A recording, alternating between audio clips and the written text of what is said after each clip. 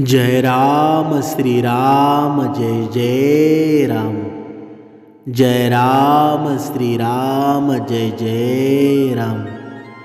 ज्यांच्या मुखामध्ये ज्यांच्या वैखरीमध्ये कधी बघा एक क्षण सुद्धा गेला नसेल की त्यांच्या वैखरीमध्ये त्यांच्या या आत्म्यामध्ये श्रीरामांबद्दल हे उच्चार आहेत ना, कधी थांबले असतील, ते म्हणजे कोण बघा, ते म्हणजे हनुमंतराय. ज्यांनी आपलं आयुष्य बघा, ज्यांनी आपलं पूर्ण आयुष्य भक्तीसाठी अर्पण केलं. म्हणून या विश्वामध्ये, या ब्रह्मांडामध्ये सर्वात श्रेष्ठ जर कोणाची भक्ती असेल ना, तर ती आहे हनुमंतरायांची. बघा, ज्यावेळी या पूर्ण ब्रह्मांडाचा मालक बघा श्रीराम, या श्रीरामाचं नाव घेतलं जातं ना, त्याच्या अगोदर हनुमंतरायांचं नाव येतं.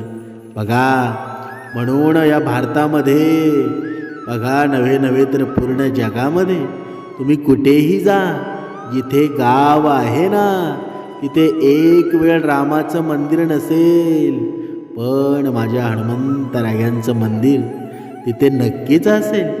बघा, कुठेही खेडोपाडी जा, कोणत्याही शहरामध्ये जा, बघा, म्हणून समर्थ रामदास स्वामींनी सुद्धा बघा, जिथे जाईल तिथे, जिथे वास्तव होईल तिथे हनुमंतरायांच्या मंदिरांची स्थापना केली. बघा, त्यांचा एकच उद्देश होता की बघा, हे हनुमंतरायांची ज्यावेळी रामायण संपलं, बघा, पूर्ण रामाचा अवताराचा बघा समाप्ती झाली, तेव्हा श्रीराम प्रभू त्या नदीमध्ये जायला निघाले. या मृत्यू लोकातून आपल्या बघा अवताराची समाप्ती करायला निघाले. तेव्हा मात्र बघा, हे हनुमंतरायांना समजलं आणि हनुमंतरायांनी हट्ट घेतला की प्रभू, मला तुमच्यापासून दूर करू नका, मी जगू शकणार नाही. कारण बघा, ही भक्ती कशी असावी हे प्रत्येक मनुष्यानं हनुमंतरायांकडून शिकावं. बघा, चिरंजीवी हनुमंतराय बघा, एवढं प्रेम आणि एवढं सौंदर्य त्या भक्ती मार्गामध्ये होतं, त्या भक्तीमध्ये होतं. बघा, पाण्याचा थेंब सुद्धा आतमध्ये जाताना बघा श्रीरामाचं नाम ते घेत होते. एवढी श्रेष्ठ भक्ती या पूर्ण विश्वामध्ये कुठे सापडणार नाही. बघा, ज्यावेळी श्रीरामांच्या या अवताराची बघा समाप्ती होण्याचा काळ जवळ आला, बघा, जणू काही श्रीरामांना या मृत्यू लोकाच्या या सौंदर्यानं एवढं प्रभावित केलं होतं ना, की ज्यावेळी बघा श्रीरामांना विसर पडला होता की माझा अवतार संपला आहे, तरीही सुद्धा मी अजून गेलोच नाही. बघा, तेव्हा बघा, ज्यावेळी ते जायला निघाले, तेव्हा हनुमंतरायांना बघा खूप दुःख झालं.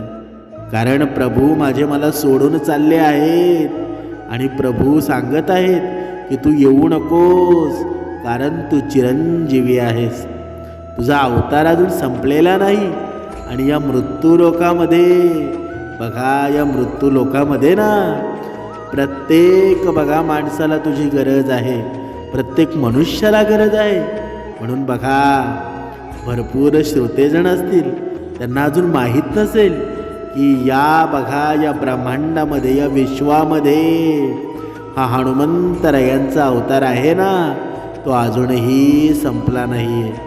बघा, तुम्हाला जर भक्ती खरंच पाहायची असेल की हनुमंतरायांची किती साक्षात भक्ती आहे, बघा, दर शनिवारी आहे ना, शनिवारी दर मंगळवारी बघा हनुमंतरायांचं मंदिर साफसफाई करत जा, स्वच्छ ठेवत जा.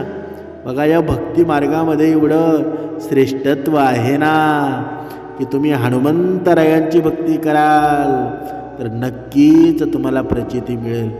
बघा, समर्थ रामदास स्वामींनी ज्यावेळी बघा लग्न मंडपातून बघा जाण्याचा निर्णय घेतला, लग्नातून बघा पळून गेले, त्यावेळी त्यांचं एकच उद्दिष्ट होतं की जिथे जाईल तिथे हनुमंतरायांचं मंदिर स्थापन केलं. बघा शरीर कसं, माणसाचं शरीर कसं असावं.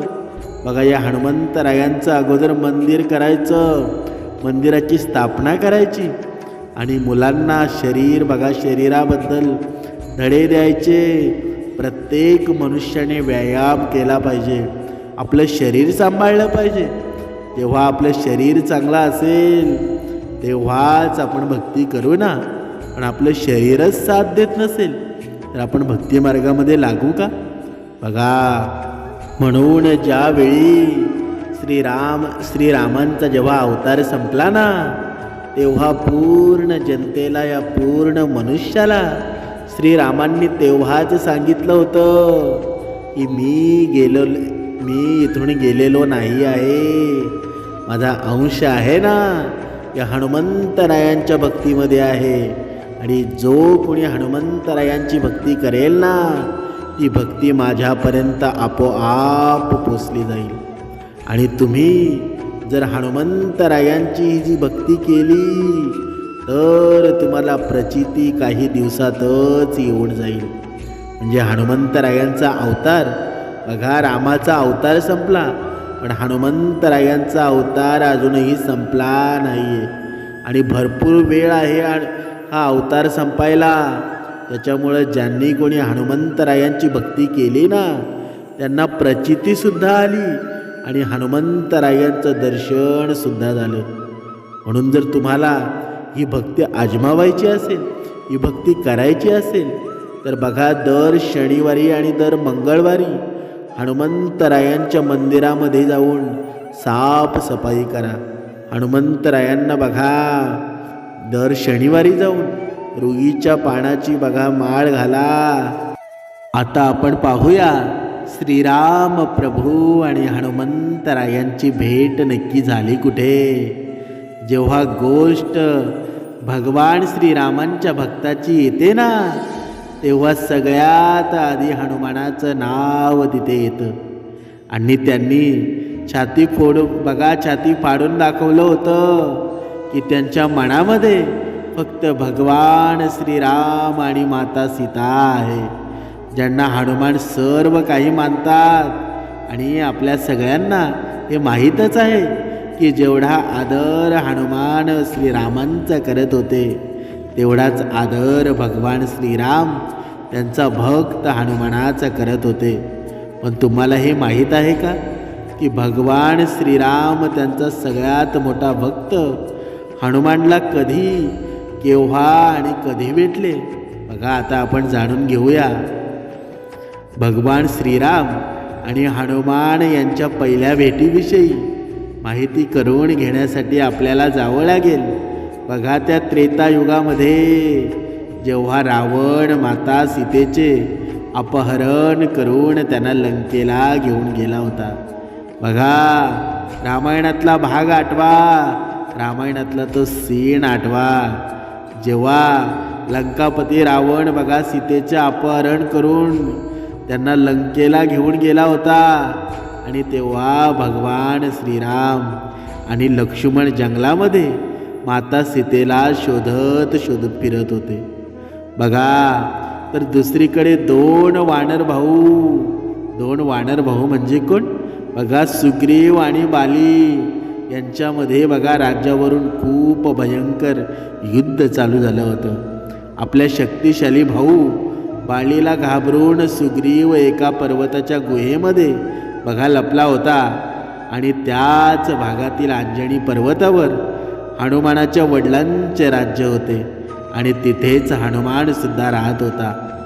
बघा भगवान श्रीराम आणि लक्ष्मणाला पाहून सुग्रीव घाबरला आणि सुग्रीवाला असं वाटलं की बालीने त्याला मारण्यासाठी 2 वीर पुरुषांना पाठवलं आहे.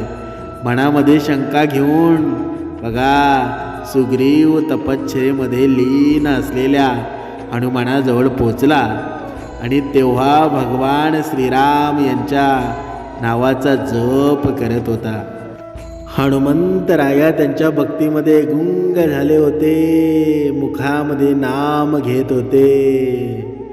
जय राम श्रीराम जय जय राम, जय राम श्रीराम जय जय राम, जय राम श्रीराम जय जय राम, जय राम श्रीराम जय जय राम. बघा असं मुखामध्ये नामस्मरण चालू होतं. बघा या राम नामाच्या जपाने हनुमंतराय मंत्रमुग्ध होऊन बघा ही भक्तिमय वातावरण चालू होतं. बघा सुग्रीवाने हनुमंताजवळ एक इच्छा व्यक्त केली की मला तुमची गरज आहे, कृपया मला मदत करा. तुम्ही ब्राह्मणाचा वेश धारण करून त्या अज्ञात वीर पुरुषांजवळ जा आणि माहिती करून घ्या की वनामध्ये का भटकत आहेत. मला मारणे हा त्यांचा उद्देश तर नाही आहे ना. बघा आणि जर असं असेल तर मी दुसरीकडे निघून जाईल. सुग्रीवाचं असं बोलणं ऐकून अंजनी पुत्र म्हणाले, महाराज मी असल्यानंतर तुम्हाला जर पळून जावं लागलं ना तर हनुमानाच्या जीवनाचा काही अर्थ नाही. तुम्ही निश्चिंत राहा. जर ते शत्रू पक्षाचे असतील, देवता असुर किंवा मानवमी असताना तुम्हाला कोणीही हानी पोचू शकत नाही. महाराज तुम्ही मला आज्ञा द्या. असं म्हणून हनुमानाने ब्रह्मचार्याचं रूप धारण केलं आणि भगवान श्रीरामाजवळ आणि लक्ष्मणाजवळ जाऊन पोचले. जेव्हा हनुमानाने पहिल्यांदा भगवान श्रीराम आणि लक्ष्मणाला पाहिलं तेव्हा त्यांच्या तेजानं हनुमंतराय खूप प्रभावी झाले.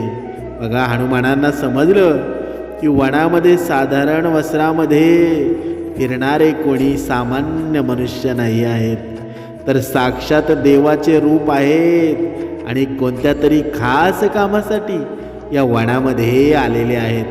बघा हनुमान आणि भगवान श्रीराम आणि लक्ष्मण यांच्या जवळ गेले आणि म्हणाले, हे तेजस्वी वीरांनो, तुम्ही कोण आहात आणि कोणत्या कामासाठी तुम्ही इथे आला आहात.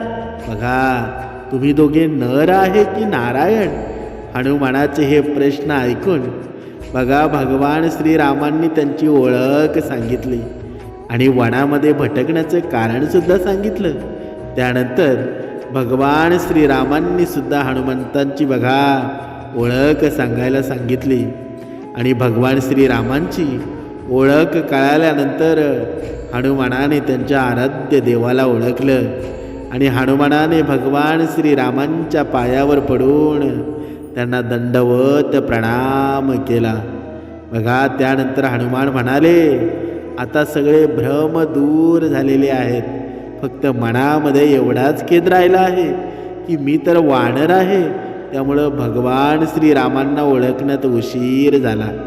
पण प्रभू श्रीराम तुम्ही तर सर्वज्ञ आहात, तुम्ही या भक्ताला ओळखण्यात उशीर का केला बरं. बघा हे ऐकून लक्ष्मण म्हणाले, तू हनुमान आहेस.